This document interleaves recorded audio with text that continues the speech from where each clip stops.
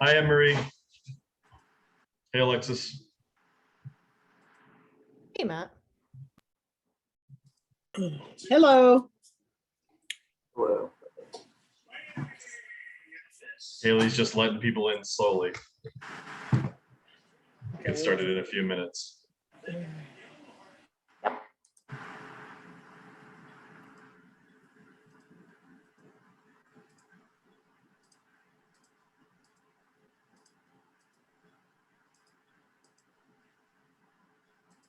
Matt, if you want to go ahead and start, they're still able to hear and see you guys. Do we just want to give people a few minutes to filter in? Yeah. Yeah.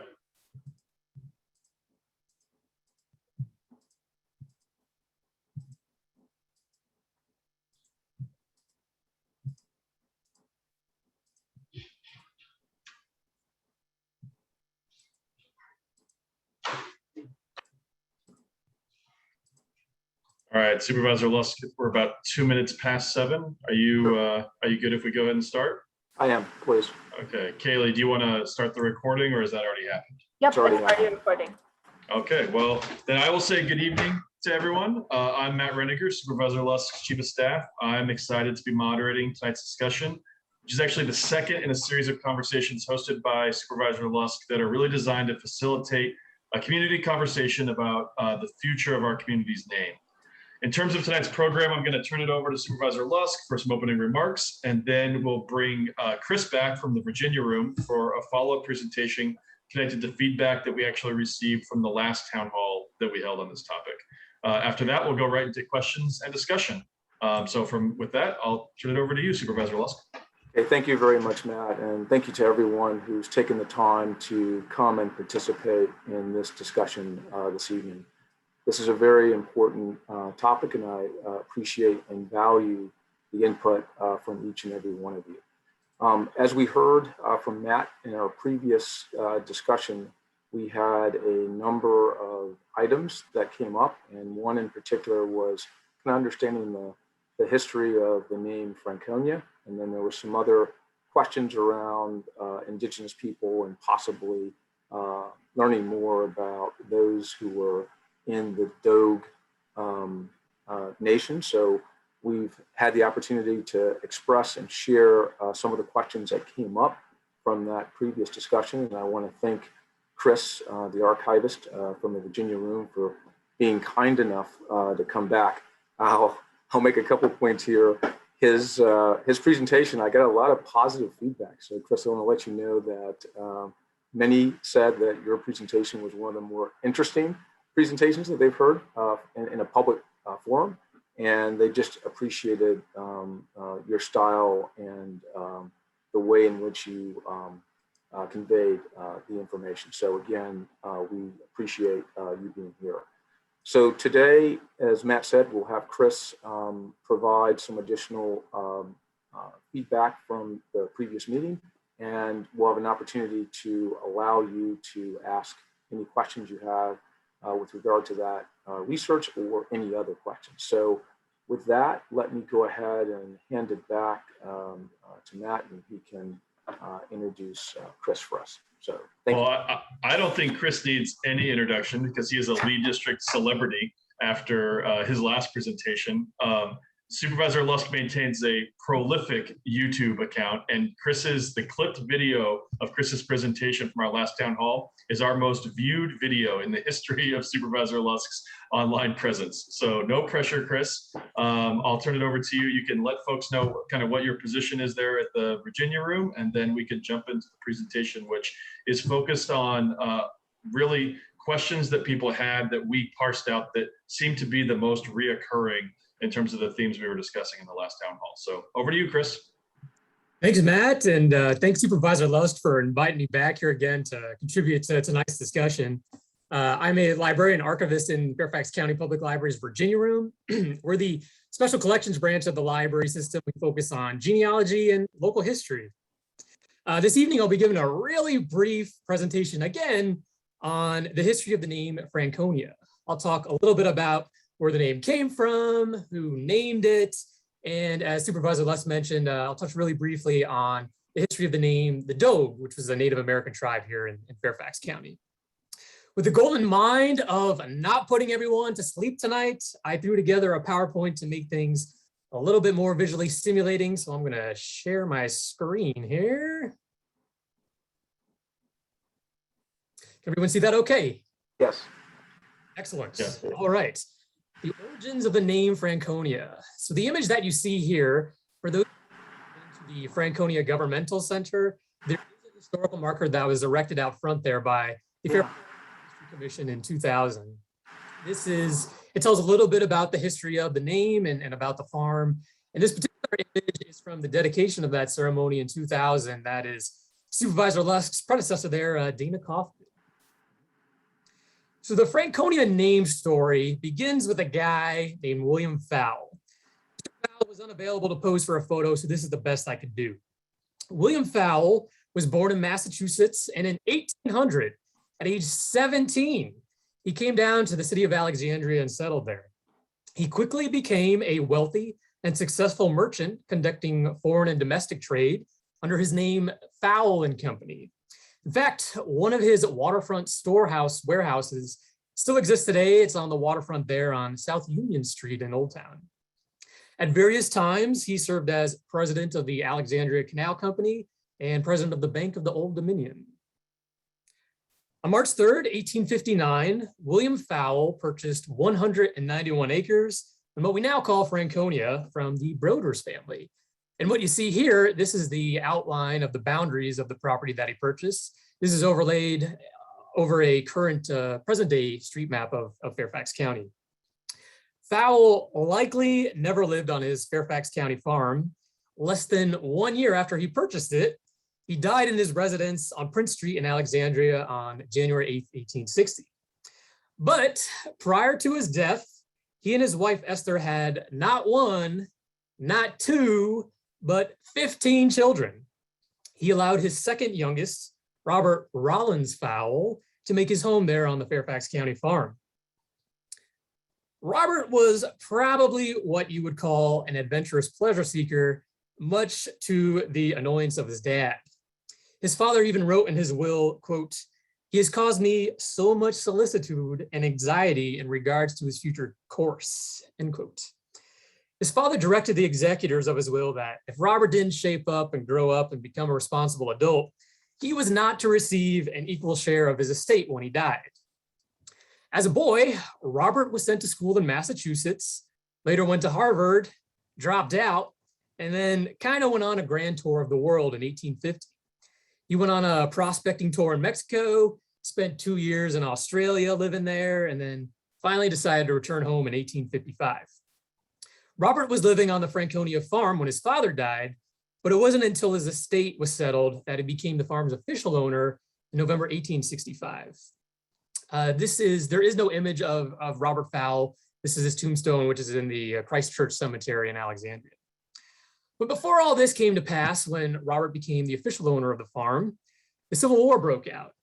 Robert enlisted with the Confederate Army and served with various Confederate units during all 4 years of the war.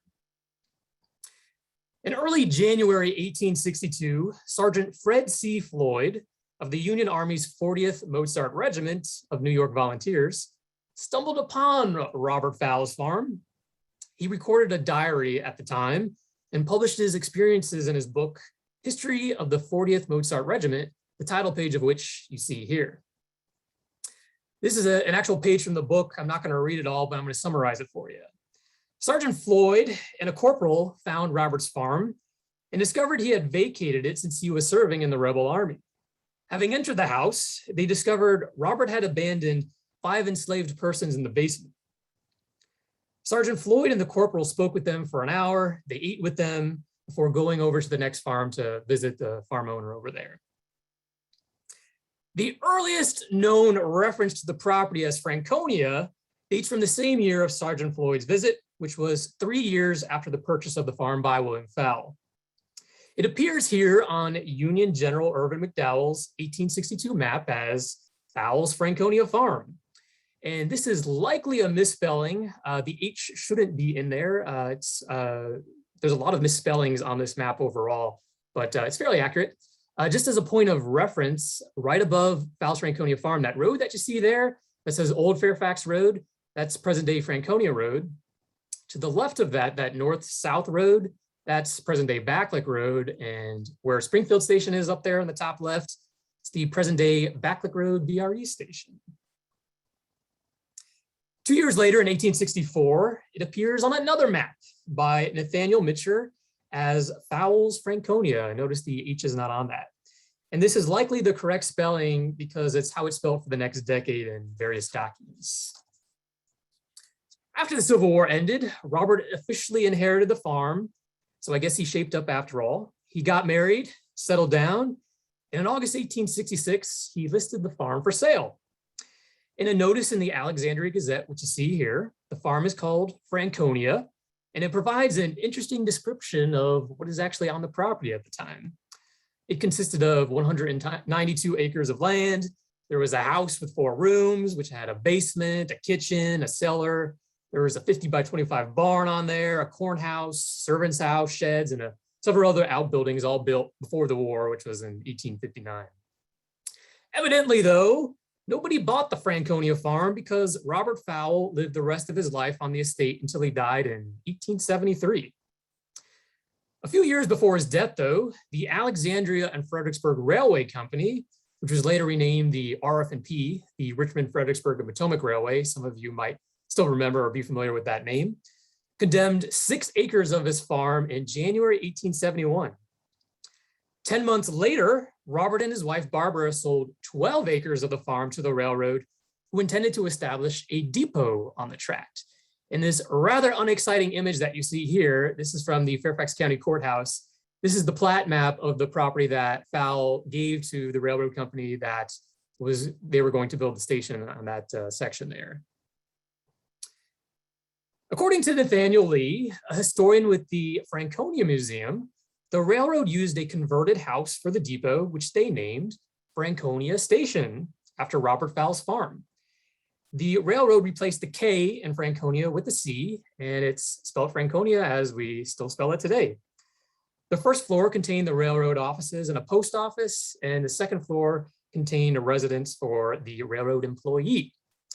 The station was in use until it burned down in an accidental fire in late December 1903. The RF&P Railway, though, built its replacement, a new Franconia station, which you see here, half a mile north, which operated from 1904 to 1953.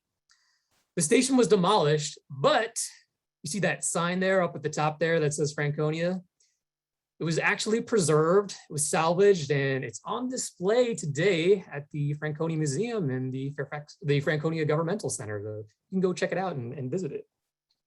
Also, I should add, the station was on the crest of what CSX Transportation still calls today Franconia Hill. It's a geographic landmark, and it's been known that for over a century, over 100 years, and it's the highest point of the former RF&P Railway at 224 feet above sea level.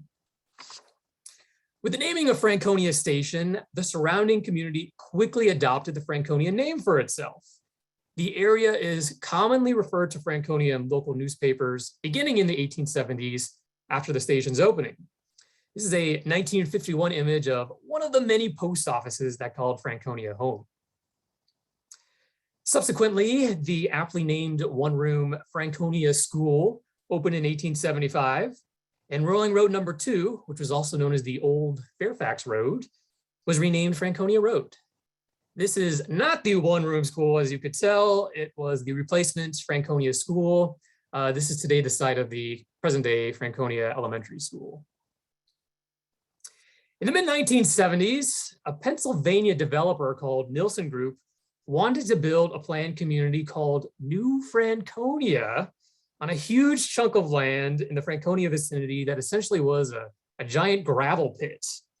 The idea was residents would get rid of their cars and the entire community would be encircled by a monorail, the rendering of which you see here. Furthermore, plans called for a people mover to transport residents to and from shopping centers and offices. But ultimately, plans fell through. It didn't happen, much to the dismay of local monorail fans. The property, though, was eventually later sold and became what we all know today as Kingstown. Franconia Farm, the community's namesake, still existed as a farm until the 1960s. The farmhouse and outbuildings were located on what is now the intersection of Flat Rock and China Grove Courts, which is in the Franconia Commons neighborhood. And what you see here, this is a 1937 aerial of the property. The farm is in the center of your screen there. And this is what it looks like today. There are tennis courts where the farm buildings once were, so you can go play a round of tennis and contemplate the naming of Franconia over there, if you feel so inclined. Where does the name Franconia come from, though? It is unknown. There is no documentation, much like the naming of Lee District. We don't have a diary or anything from the Fowle family where they woke up one day and said, hey, we're going to name our farm Franconia because XYZ. A speculative answer, though, is the Fowles may have named it either after Franconia, New Hampshire, or the Franconia Ironworks, which is in New Hampshire, and they had locations in Massachusetts. Both Robert Fowle and his father, William Fowle, spent time in Boston, and the Fowle family had Massachusetts ancestors living there as early as 1638. So they were there back when Massachusetts was a colony. The town of Franconia, New Hampshire is 150 miles northwest of Boston, and it was named after the terrain's resemblance to Franconian, Switzerland, which is in the German region of Franconia. This area of New Hampshire is also known for the Franconia Range, which you see here. It is a mountain range located in the White Mountains. Also in Franconia, New Hampshire was based the Franconia Iron Company, which had been there since the early 19th century. There are still some ruins from that iron company's ironworks, which you see here. They have some interpretive signage there that says Franconia on it.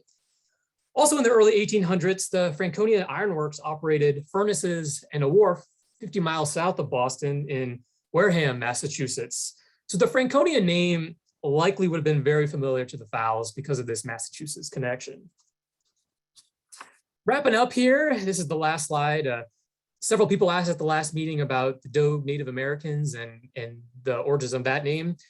I am not an expert on Native American history, but my colleagues at the Park Authority are, and I can confirm that there was for sure a Native American presence specifically in Lee District based on archaeology conducted by the Fairfax County Park Authority. Whether or not the artifacts they have uncovered or recovered are specifically from the Dogue is unknown for a variety of reasons. The archaeologists at the Park Authority tell me the status and character of the Dogue have always been kind of unclear and sometimes confusing, and it's hard to tell with artifacts, especially when it comes to identifying the names of tribes prior to European contact. There were numerous migrations of Native Americans hundreds of years before Captain Smith and Europeans arrived in Fairfax County in 1608. Also, how the Dogue name came about itself is very speculative as well. The term Dogue was likely not a word that they would have used for themselves. Some archaeologists actually prefer using the name Toxinant because Dogue actually may have been an English mispronunciation or pejorative of dog. So it could possibly have been a little derogatory. The English initially called the Fairfax County Native Americans the Dogue, spelled D-O-E-G, and that was later changed to D-O-G-U-E.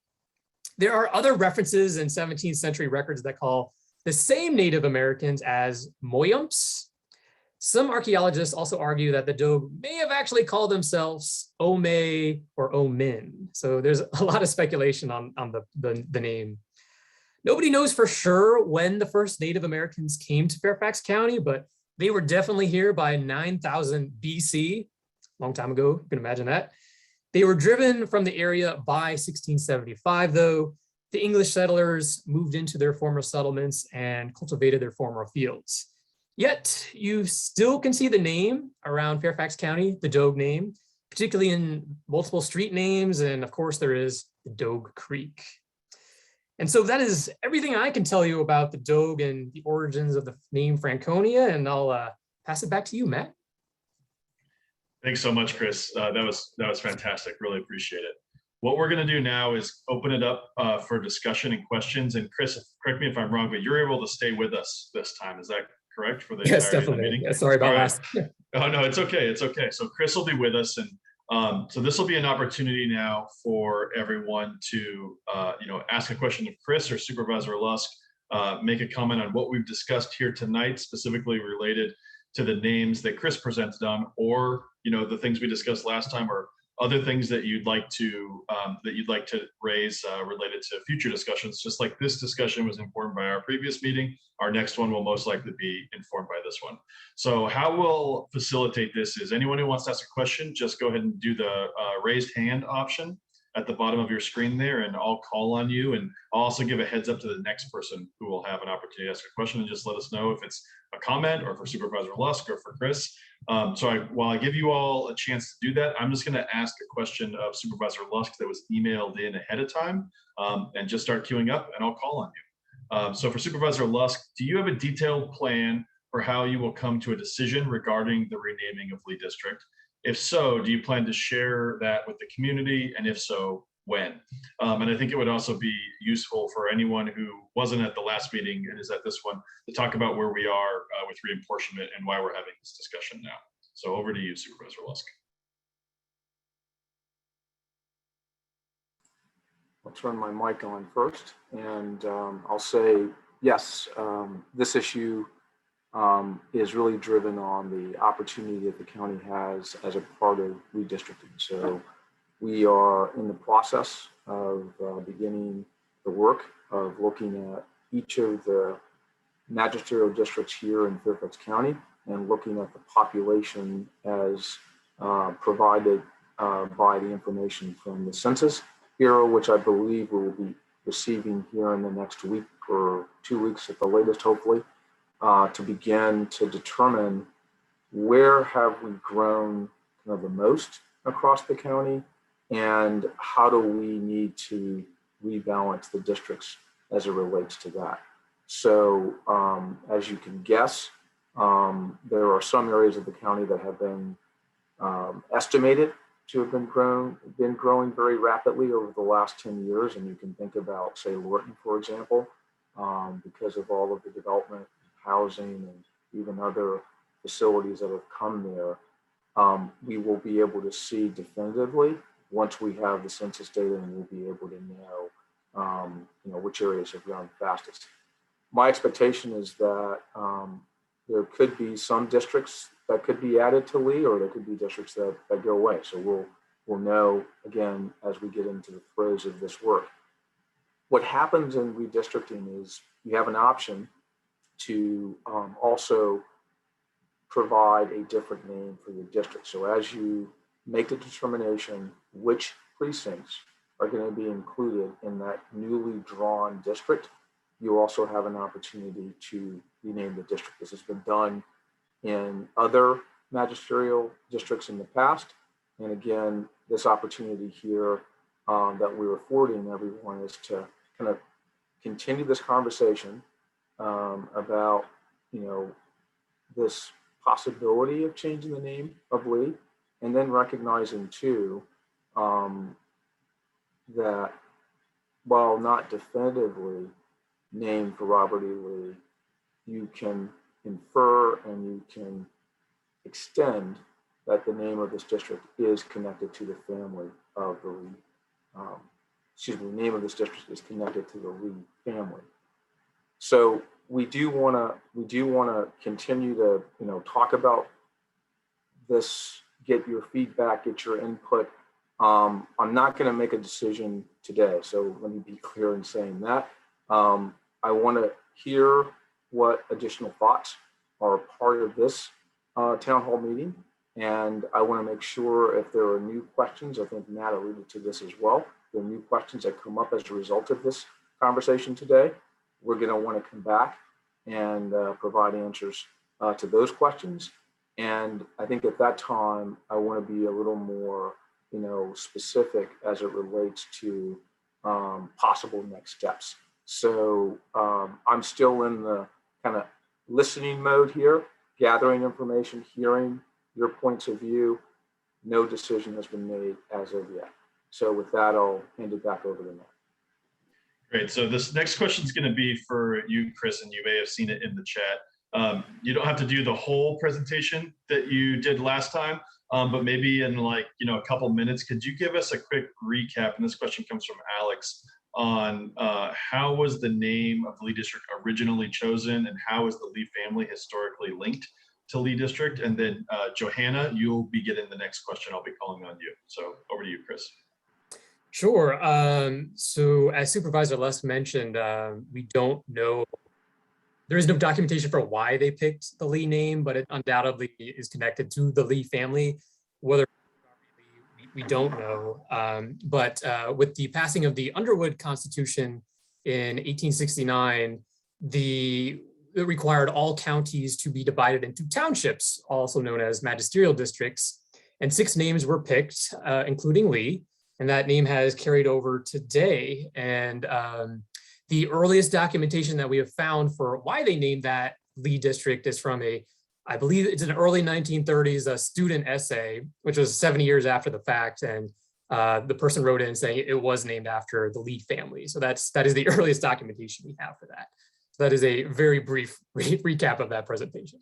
And anyone who wants to can see that presentation on our website, Supervisor Lusk's social media, our YouTube channel. It's very easy to access for anyone who wants to see Chris's whole presentation. Johanna, if you want to come off mute and turn your camera on, you have the next question. And then if no one else raises their hand, I'll take an email question, but please raise your hand if you'd like to make a comment or ask a question. You might tell them where the hand raise is. I couldn't find it on this. Am I missing it?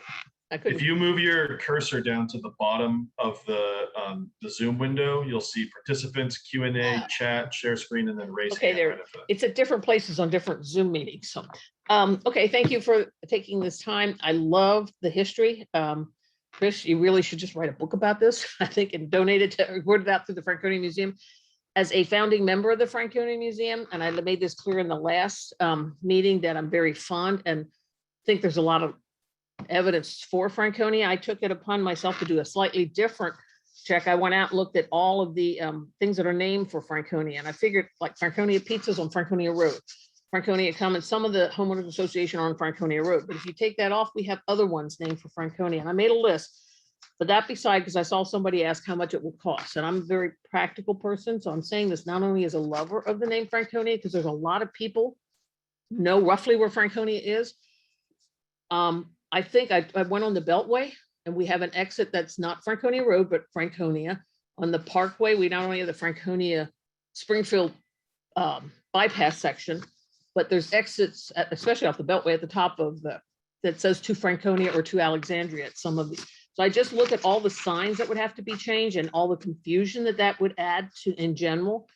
I realize we're going through a redistricting and we're going to a new government center. And I pondered about, gee, are we going to name something Franconia and then move it off of Franconia Road to another street name elsewhere, and how that might play? Because I'm trying to look at this from a community point of view, how confusing this could be, as well as the cost. And that's been my biggest sticking point. I have nothing to offer on if we have in 2 years have a new government center that's not located on Franconia Road, that's always been named for Lee District or Franconia, and now we're changing it all Franconia. So I don't know what that answer is, but there is a lot, and I can email you that if you really want it, because we have Franconia Court, Franconia Place, Old Franconia Road. There's so much that is based on Franconia, besides the history, which I love, and it has a sense of place. And I had said last time I disagree with the Dove, and now I even disagree with it more, thanks to Chris, because I don't believe in naming things for a person or a people. I just think somewhere down the line, somebody's gonna have a problem, and we'll be having this discussion all over again and spending more money. So anyway, I'm a big proponent for Franconia, but I'm kind of stuck on how this is going to look. And if this doesn't end, you can go to the Franconia Museum, and I think it was in 2007, we were named in Money Magazine as one of the top 15 best places to live for salaries under $100,000. So Franconia got named for that. So I think that's another good reason for us to kind of tout what we have here. So anyway, thank you. Thanks, Joanna. Supervisor Willis, did you want to respond to that at all? Or are you ready for me to just call the next person? The one thing I'll ask if Jonna could send us that list as well. I'd like to review it, the entire list that she's put together, and I appreciate that she took time to do that. And I thought about driving the Beltway to take pictures of the sign. I decided that was not safe, but I will send you the list of where they're at. you don't need to take pictures. I think the list will be fine. So thank you. Okay. So I'm gonna apologize to the next person I call on because I don't see it here, but Kaylee's telling me it's, and I'm really sorry for the spelling. I don't know if it's Jacques or Jackie. So I'm really sorry if I got it wrong, but you're up if you'd like to ask your question, followed by Nathan Lee. You'll be after that. If not, we'll just go straight to Nathan. Okay, Nathan, are you available to ask your question? And if it's not Nathan, then it's Tom Sachs. Okay. Oh, can you hear me? Yeah, we hear you, Nathan. Yeah, you're up, and then Tom, you're next. Very good. I'm Nathaniel Lee. I've been with the Franconia Museum in a research and capacity for about 5 years now. I've done a number of research products on the Broadus family, who were the forerunners to the Fowl family on what is now known as the Franconia property. Recent research into the Broadus family has shown us that they may have actually come out with the name Franconia about a year and a half before the property was sold. There was a couple named John and Elizabeth Broadus who had a young child die in childbirth. And this was in 1858. And they had gone on a tour of Europe, specifically Germany at the time, as a way to overcome their sense of loss of this child. And while they were overseas, they fell in love with Germany, and some members of the Broadus family have told us that the origin of the Franconia name came out of that trip, and that there were some letters written about that the family has since lost. But I did want to give that perspective that it was likely not the Fowl family who named Franconia, but the Broadus family. Nathaniel, I can feel Chris's excitement from here as the historical sleuthing begins. If you want to go to the chat, Nathaniel, I'll have Kaylee put my email address in there. If you send me an email, I'll connect you via email with Chris, and then maybe next time the two of you can report back on what you've discovered, because I think he'd probably like to hear more. Yeah, genealogy is always fun and always evolving. Great. Well, I'll make sure that you two are connected. Chris, did you want to say anything on that? I did, yeah. Nathaniel, I did mention you. I did use your book, The Iron Road to Franconia. So I did mention you. I don't know if you caught that in the presentation, but I think that's fascinating. That was the earliest we could find, was that earliest reference was the 1860s. So that's phenomenal. That's a real bummer that the letters got lost, but that's a very interesting that you uncovered that. I'd love to connect with you, definitely. And Matt, if I could just hop in for 1 second. Of course. So I think this is kind of fortuitous, Nathaniel, you might appreciate this.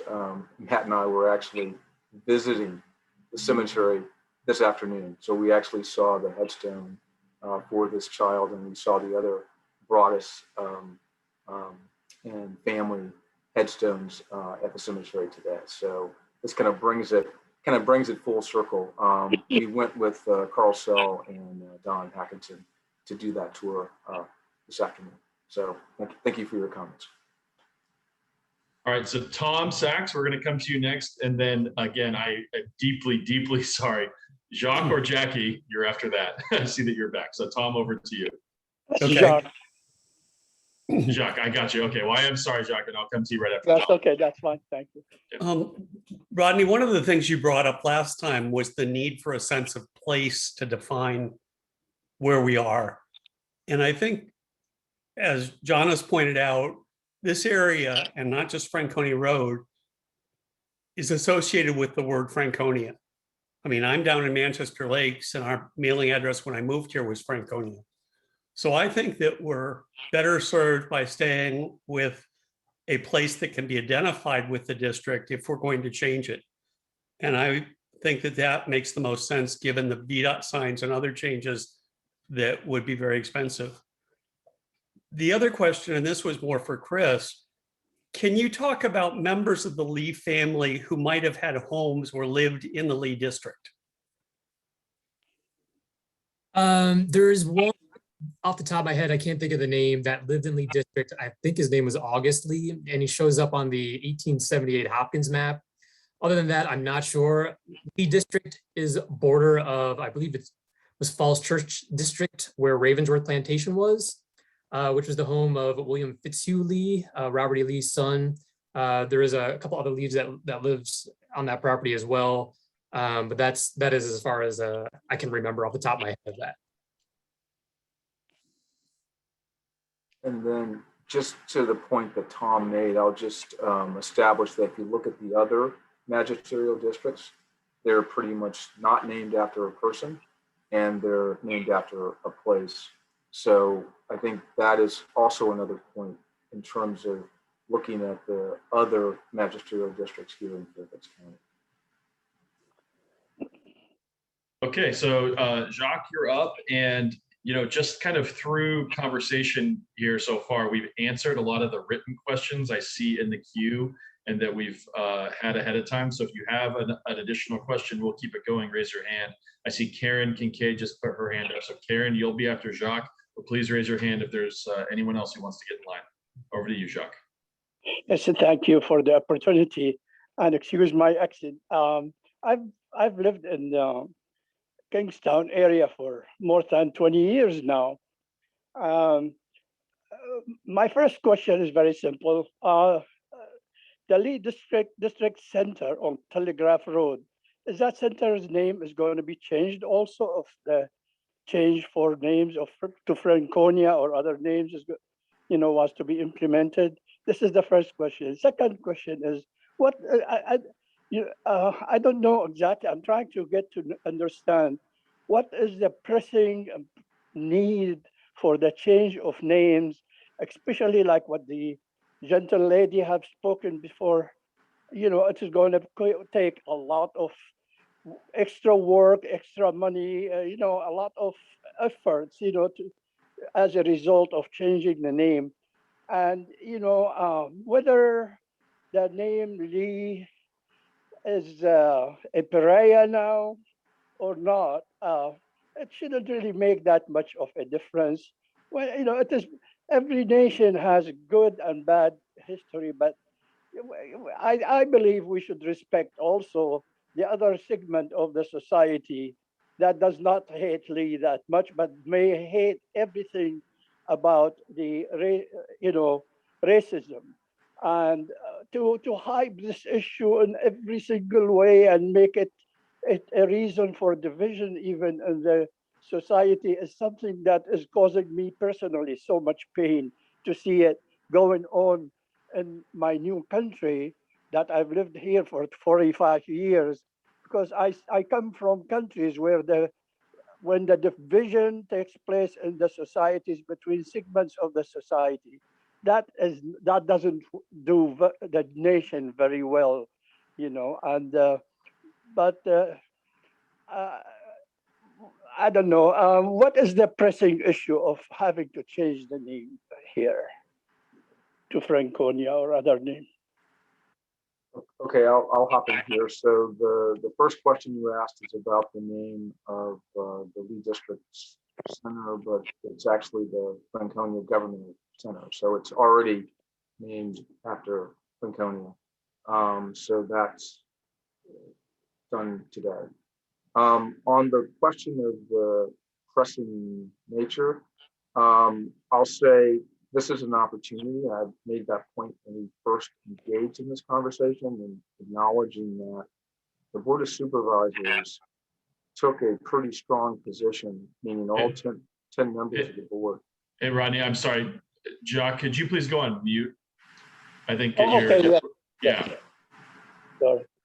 So the sorry, board, Rodney. yeah, the Board of Supervisors commissioned last year a review of all of our Confederate statues, monuments, markers, street names, pretty much a catalog of, things that have any connection to the Confederacy.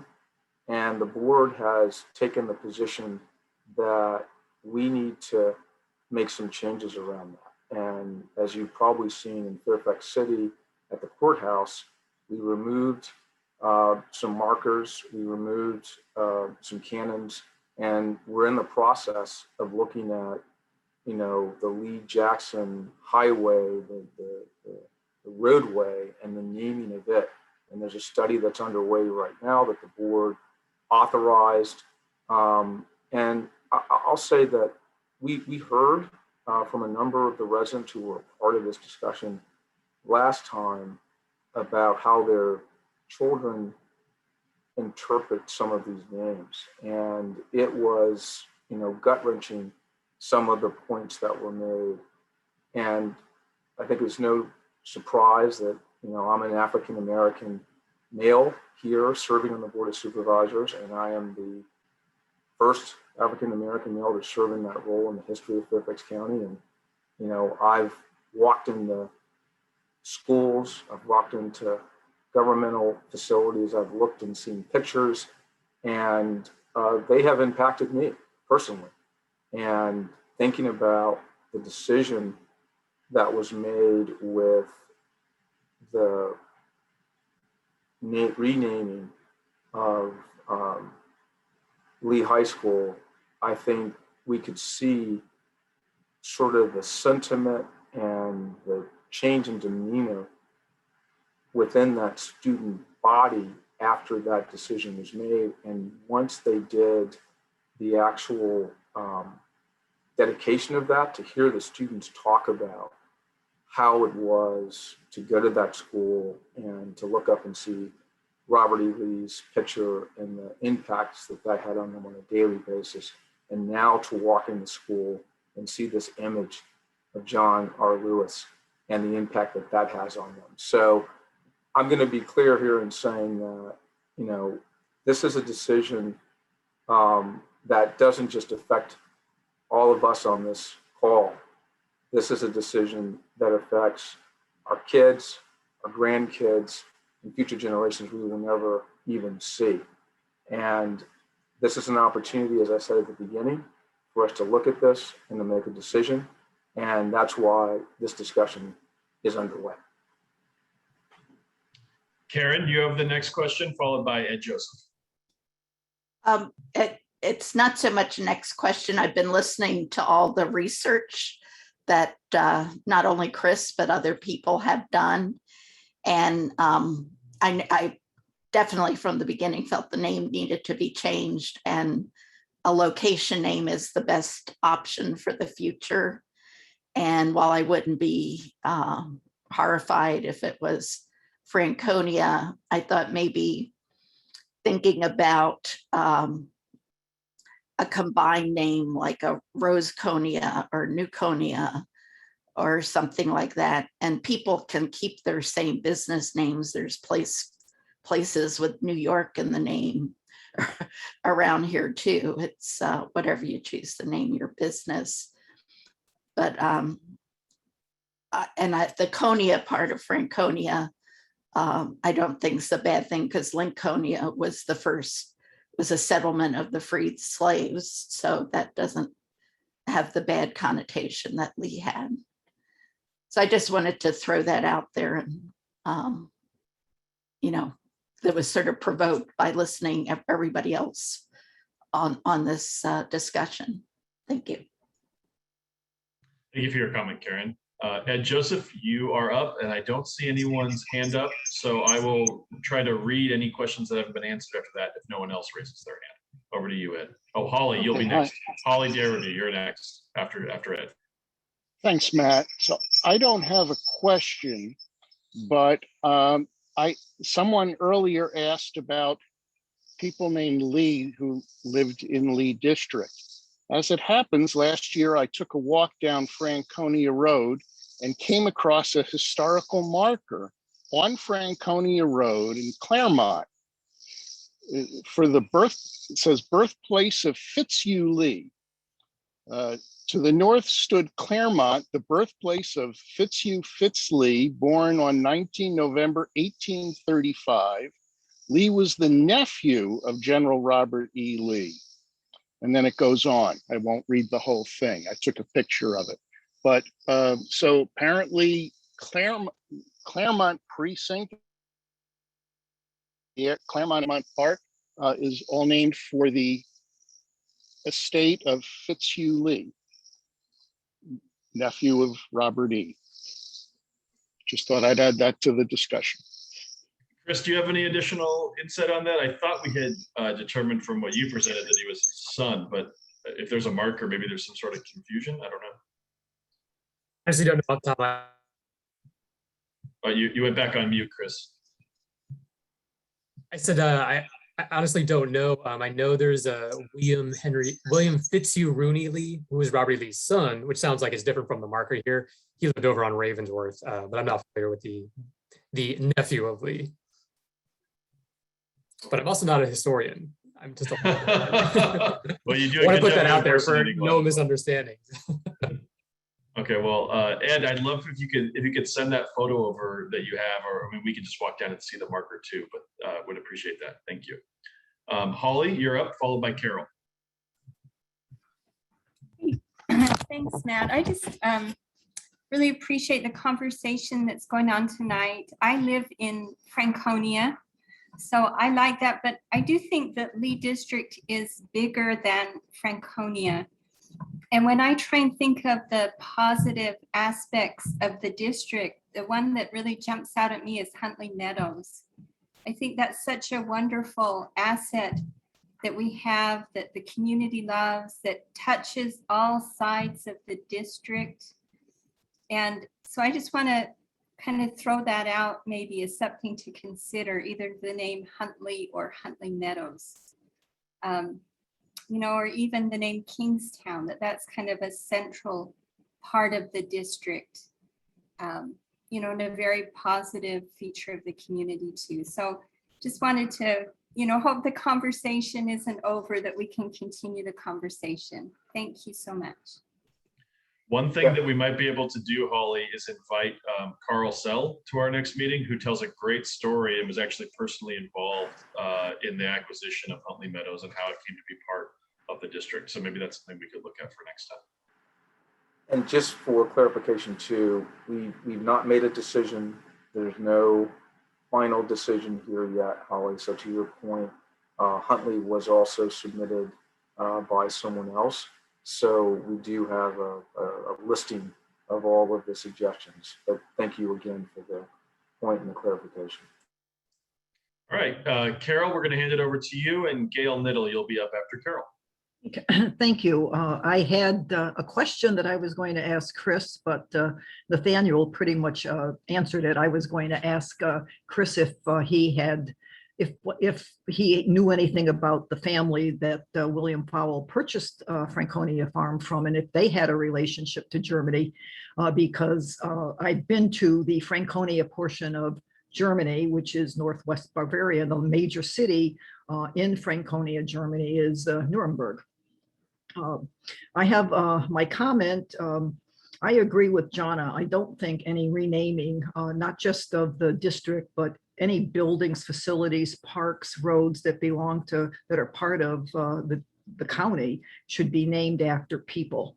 I think they should be named after you know, locations or something other than that, because you know, names come and go, and people come into favor and fall out of favor. So that's always a consideration. And I am looking at a map after I didn't participate in the first meeting, but I did listen to it and went back and looked at a map of Franconia, the area. And one of the thoughts that I had was the same as Holly's, was what about Huntley Meadows? It's I looked at some of the streams and all And her other suggestion, I don't know if I'd be keen on renaming it Kingstown. But that's just my thought. So thank you. Thanks, Carol. Gail, you have the floor, and Anne Marie, you'll be after that.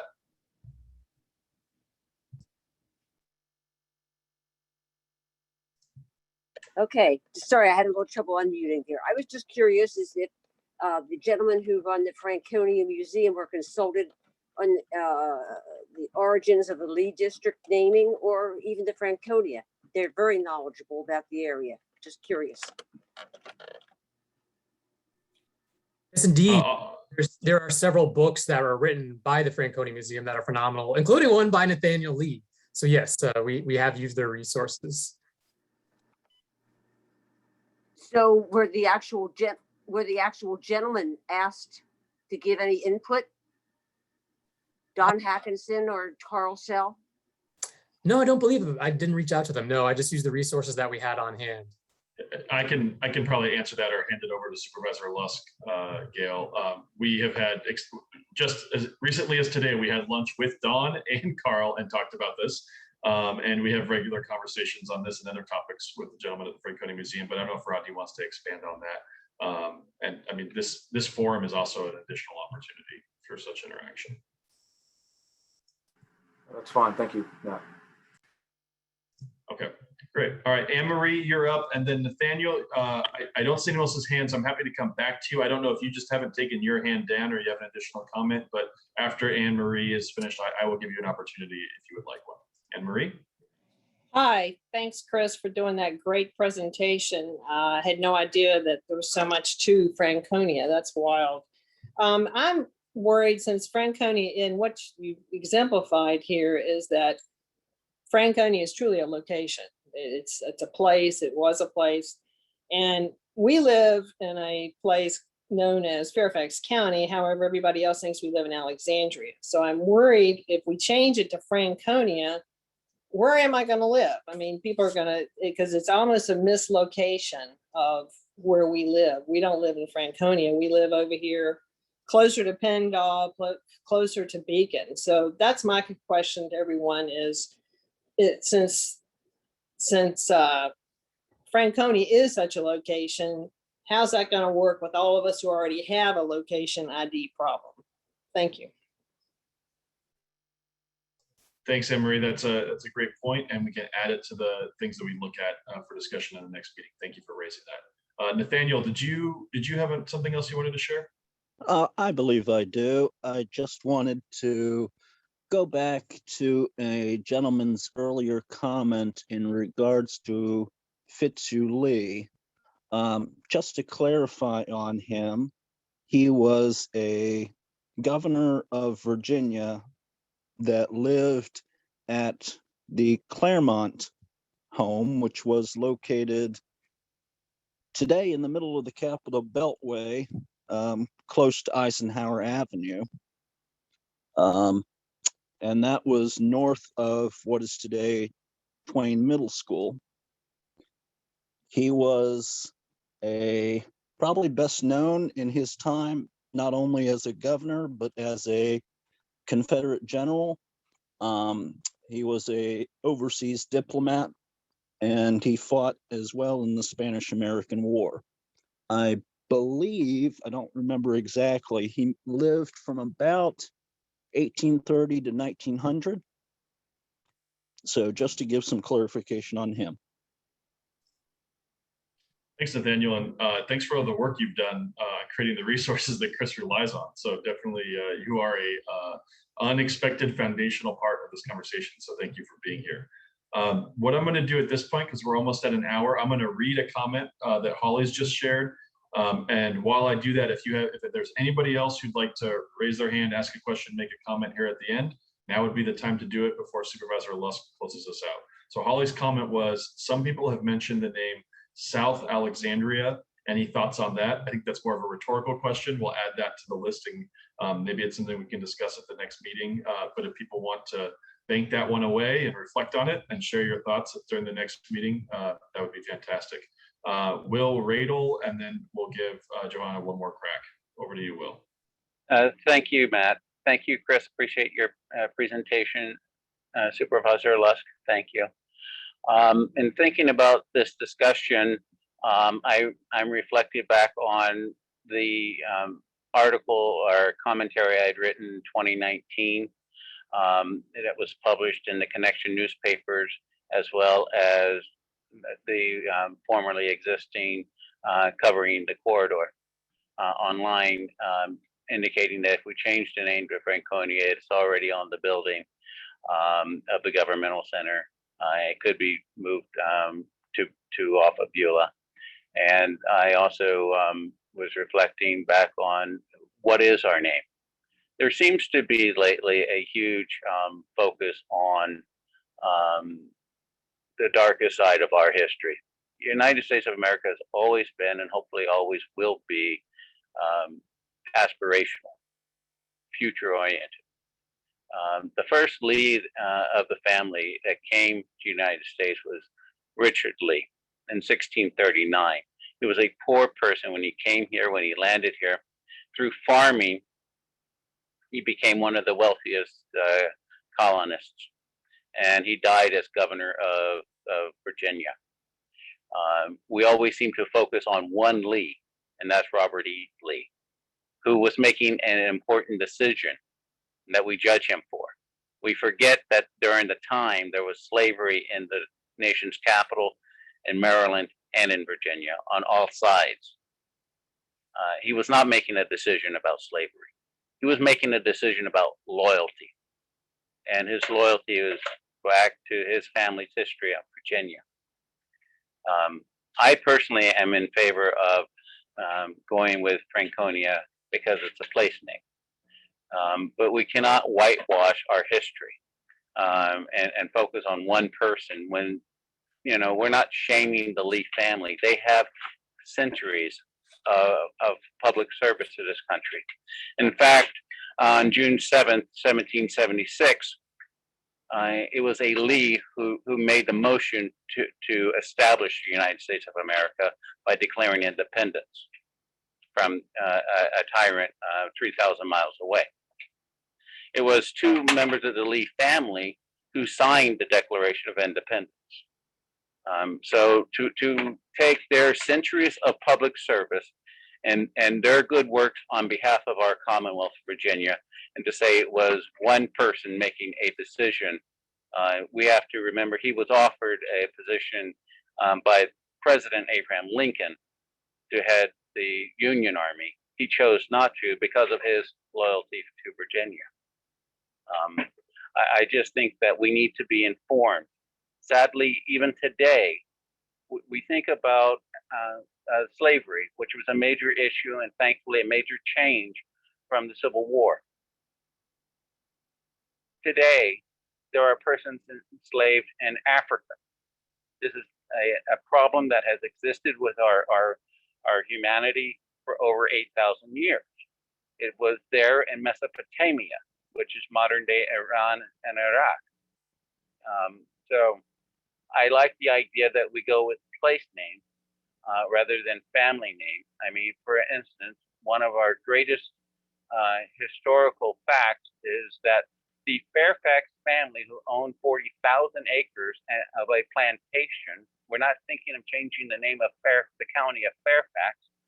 We are looking at possibly changing the name of our district to reflect our location.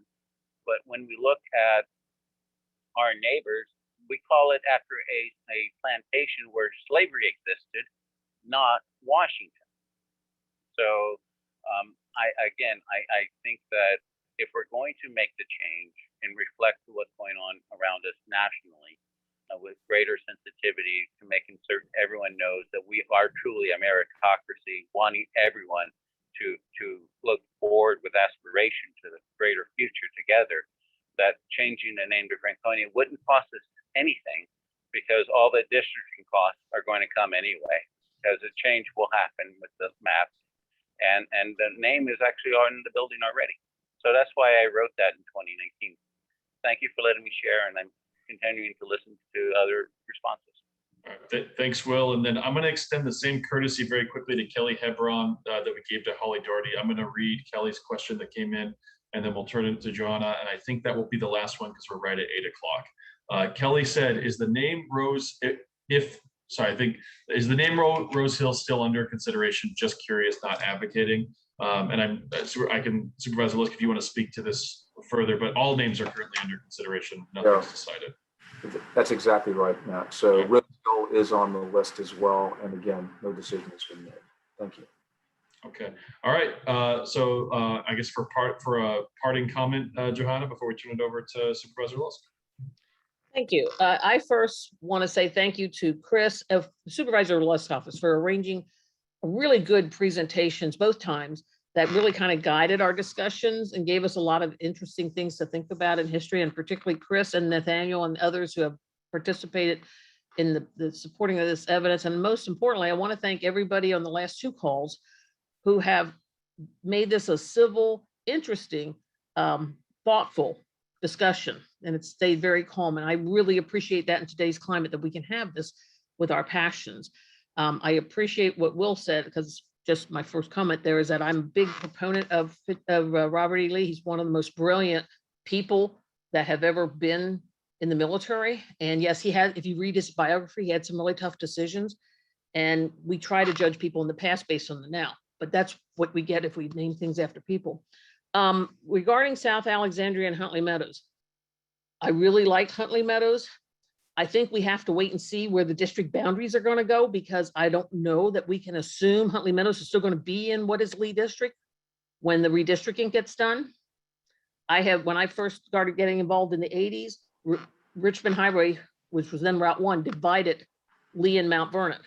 And now we know that that has changed over the last 3 census. So my concern is about shifting and thinking too far to the east. I think Franconia, just besides being passionate about it, is dead center in what's going to probably be whatever the new district geography is. I don't know about Springfield and Lorton. I mean, depending where all of the numbers come in at for all of the county, we could primarily be just Franconia and Kingstown is what's going to make up our district. Seriously. Johanna, I think if we had to change the sign at Huntley Meadows to be in a different district, you'd be stepping over Supervisor Lusk's dead body to hammer it into the ground. Okay. So, well, I'm all for that. I'm all for that. But I know we have some really, Ed Joseph's still here. We have some really dense stuff coming up in the next few years. And this is, factoring that in. But at any rate, I am, just for a brief history, and for all my historians, you can correct me. We were all part of the original Old Town Alexandria post office mailing address. And that's why we were called Alexandria. Then as we started getting bigger and more dense in the 70s and 80s, they brought the Franconia post office online, and they gave people the option to change to Franconia or stay with the Alexandria mailing address, because they knew how much it was going to cost. I think I got this from Joe Alexander, but they knew how much it was going to cost businesses to change from Alexandria. Right now, there has the last few years, probably decade, the people over on Richmond Highway have been trying to create their own identity, because that's why Ingleside, when they got their own post office, decided to start going with that. And if you go, and I'm going to ask you to consider this as part of your debate, go to the old, Alexandria City tax office. Ask them how many people every year come in there to pay their taxes, because they figure they have an Alexandria mailing address, South Alexandria, whatever it is. They go to Alexandria to pay their mailing. They don't pay any attention to what's in the envelope. So I think we need to separate ourselves from Alexandria, as much as I appreciate the South Alexandria consideration. But that's how we all started. When Kingstown came online and they got their own mailing zip code and post office, they had the option of staying with Alexandria or Franconia or going to Kingstown. So the post office has always given us, it's a matter of which we choose. I pretty much use Franconia because I want to identify where I'm at. So that's kind of how this mixed up with the Alexandria started. That was our original postal route, was Alexandria. And as the other history said, that's how things changed. So I would encourage us to stay away from trying to identify ourselves in any capacity with Alexandria. So thank you all. It's a great discussion tonight. Thanks, Joanna. So I'm going to cap it there at the kind of last verbal platform we're going to give out. I will just respond to 2 things that popped up into the chat really quick before I turn it back to Supervisor Lusk. Nicole Miller asked, did the cost get put out?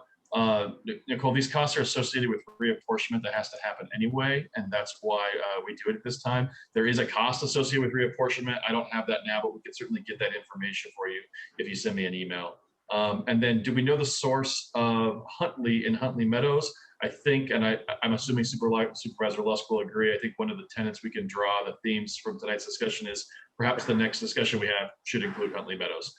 So with that, I'll turn it back to Supervisor Lusk. Okay, thank you very much, Matt. And I want to say thank you to everyone joined this discussion. And again, this was very similar to our last discussion, which I very much so appreciated as well.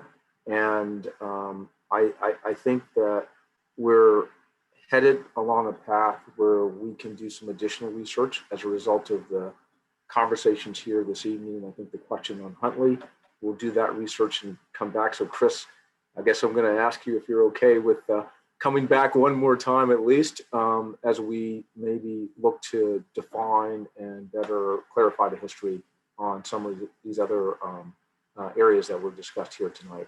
I'll say again, I think I made the point earlier, the idea of identifying a place has been the decision for the other districts. If we were to do that, we would be in consistency, would be consistent with our other districts here in Fairfax County.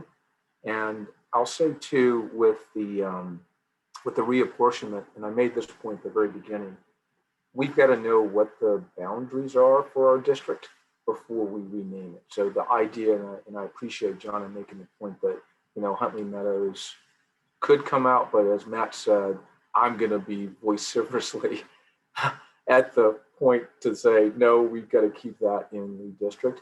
So we'll know what our boundaries are before we define what the new name is. So with that, I won't take up too much more time, but to say again, thank you. Appreciated the conversation. Appreciate immensely, Chris, your engagement here and your involvement.